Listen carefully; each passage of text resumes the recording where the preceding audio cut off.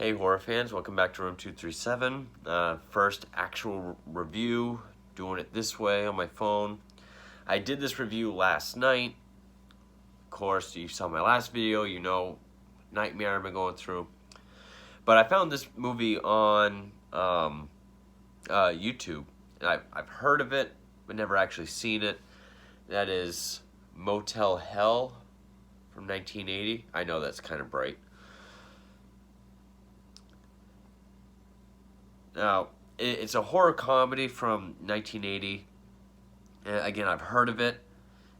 In fact, when I clicked on it, I was thinking, oh, cool, Linda Blair. But that's Hell Night. I got them confused for some reason.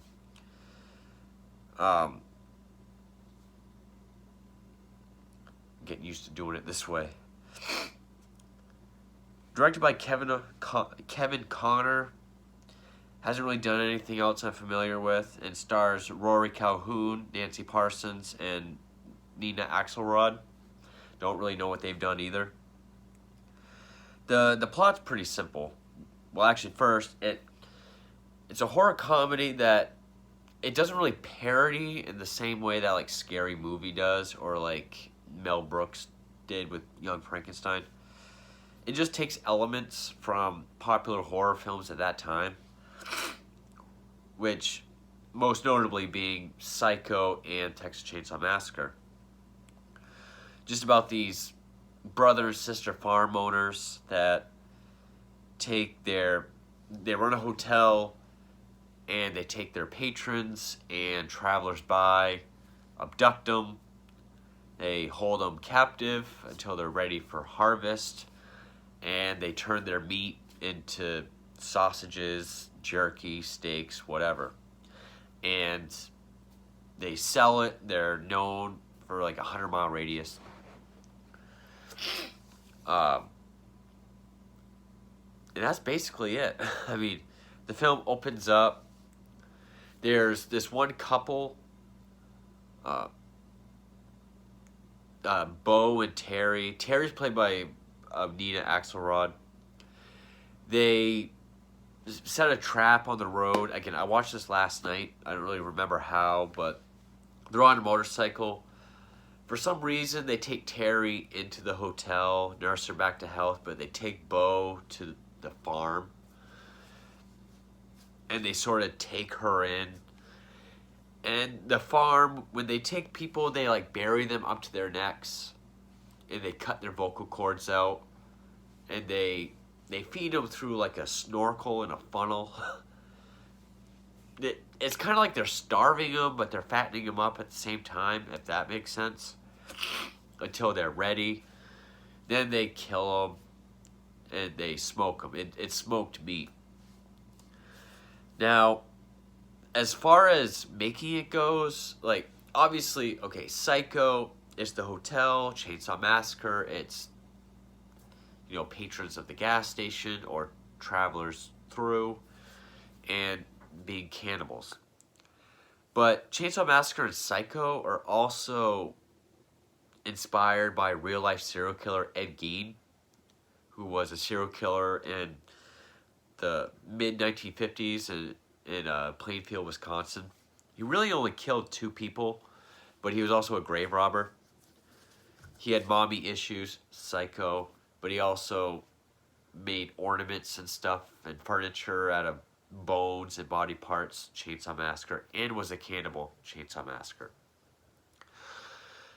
Now, there were real life serial killers like Frederick Fritz Harmon and Joe Metheny. They took their victims and made sausages and meat and sold it to people. Whether that was the angle they were going for when they wrote and made this movie, I don't know.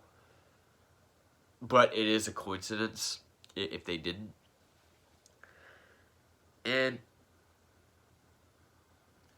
I wouldn't really put this movie in the same realm of horror comedy, 80s horror comedy, as like Evil Dead 2, Reanimator, even Return of the Living Dead.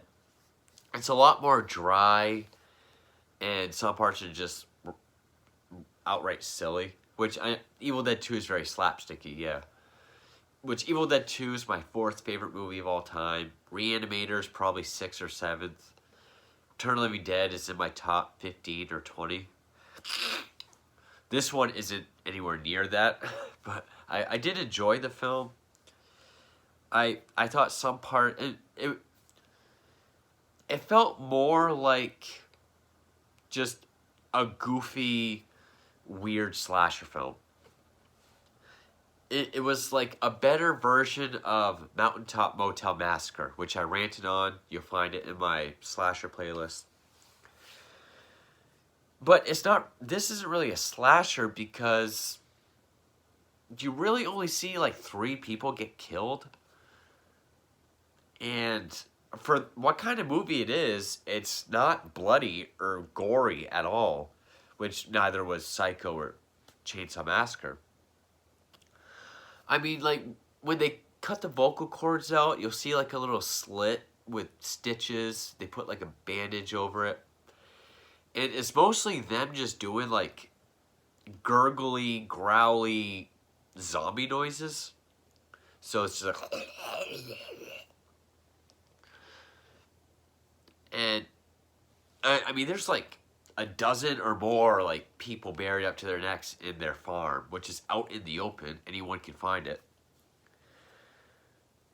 And they really only kill, like, we only see them kill 3 of them. So it's not really a slasher film. I guess it's potentially a prolonged slasher film. And I don't know if this was humor or just poor writing, but the Terry girl falls in love with Vincent. Vincent and Ida Smith are the brother and sister that run the hotel and meat business. He's much, much older. She's a lot younger, but she falls in love with him. And by the end, they even get married because he starts to form like a daughter-like love for her and wants to teach her the meat business.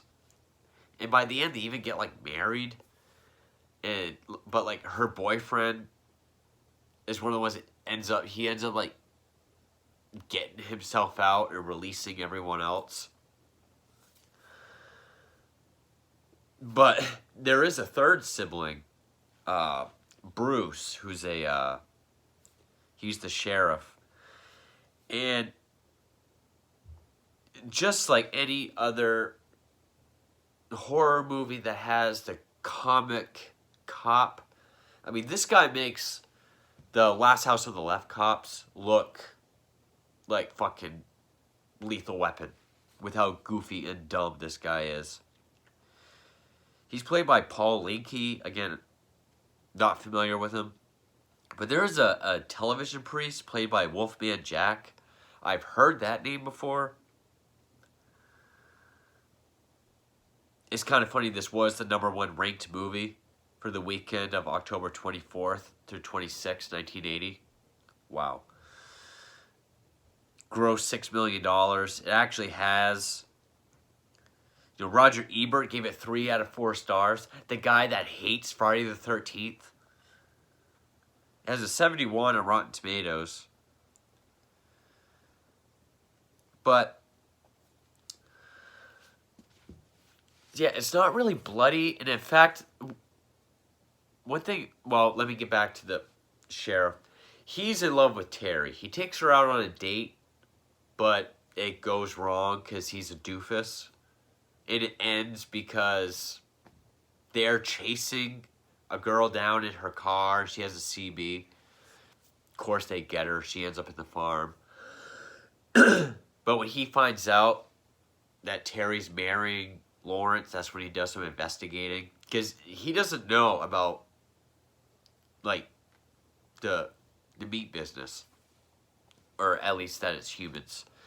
But they do tell a story about how when they were young, Lawrence killed their grandmother's dog because the dog was annoying her and he turned it into meat. That was sort of how he found his gift. So yeah, you get like a final showdown between like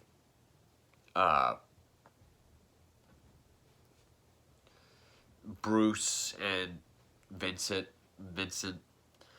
which it's a chainsaw battle, and of course Vincent's got, I don't know if it was supposed to be a pig's head or like a mascot head. Most we see is he gets like a chainsaw a little bit in the side. That's about it for like blood. You'll see like pots with like blood and guts, but it's very proppy looking, like a hand or a foot. Ida, really played by Nancy Parsons. She really reminds me of like the lady from Mountaintop Motel Massacre. At times, she seems like she's jealous of Terry. Maybe a little bit of incestuous love. I don't know. Could just be me speculating. But you do get this weird scene because when they're ready to kill the heads in the farm, they do this weird thing where, I mean, they're buried up to their necks. They're at their mercy. They tie a noose around their necks, and then they pull it with a tractor until they're dead, and then they haul them out. But first they put like this thing, like this box in front of them that has blinking different colors and a spiral, and he kind of counts backwards and hypnotizes them. And so we see them go like, and I got looking at one of them. I was like, he looks familiar. And when I was reading about this, I saw he's actually played by John Ratzenberger, which, if you don't know him from Cheers, you know him from Pixar because he's in every Pixar film. Ham in Toy Story, the big Mack truck in Cars, the flea in A Bug's Life, the Yeti from Monsters, Inc. Just that very distinct voice that's in every Pixar film. But he was also in Cheers. It is funny, a non-speaking role. And that's actually how I would have known him. So yeah, this movie's really, I mean, it feels like it's trying to go under the radar with its humor, but other times it feels really silly. So, like, at times it's really dry, and other times it's like it's kind of trying to be goofy. Especially when these two patrons of the motel come in, this guy and this woman.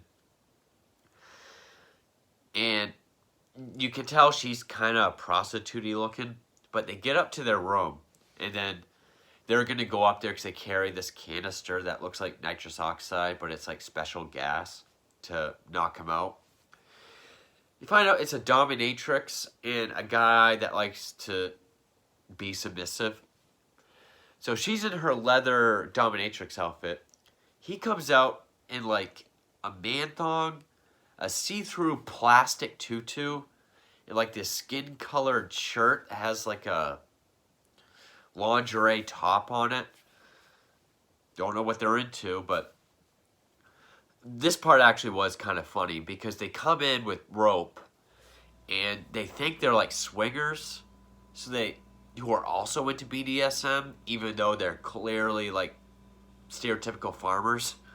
So they're like, yeah, come tie us up. So she's like, is this dog style? And he's like, no, this is hog style. So they tie him up because they let him, and then they gas him, and then they put him in the farm. I did kind of like the ending, which it was kind of going to like zombie territory because after the boyfriend frees all of them, they're kind of like lumbering around. And they all do attack Ida. I'm guessing because she tends the farm the most. But we don't really see anything happen to her.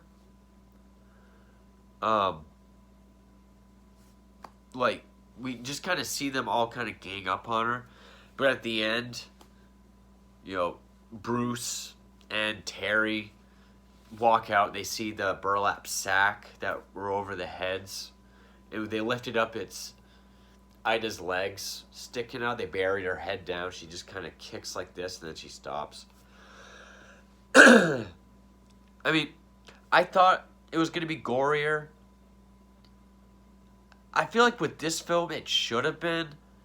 Like, Chainsaw Massacre and Halloween, I can accept not being gory because they're well made and they are scary without it. But this, there's not much to it. I mean, yeah, it's kind of original. I mean, it was probably the first real kind of 80s era pseudo slasher film to have. It's like Mountaintop Motel Massacre meets Tourist Trap meets, I guess, Chainsaw Massacre and Psycho. But I mean, I didn't think it was great. I was entertained by it, but it's.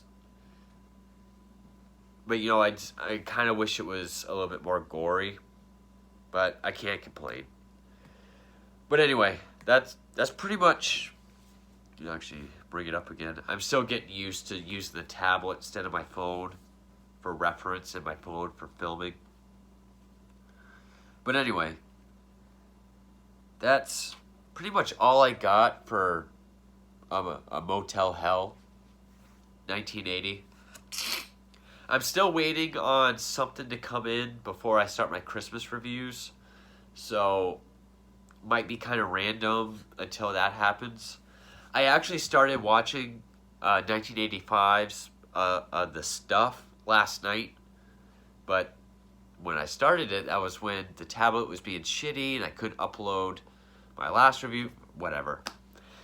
Motel Hell, 1980, not bad, but not super great, has its value, but another unique 80s horror film. So, thank you for watching.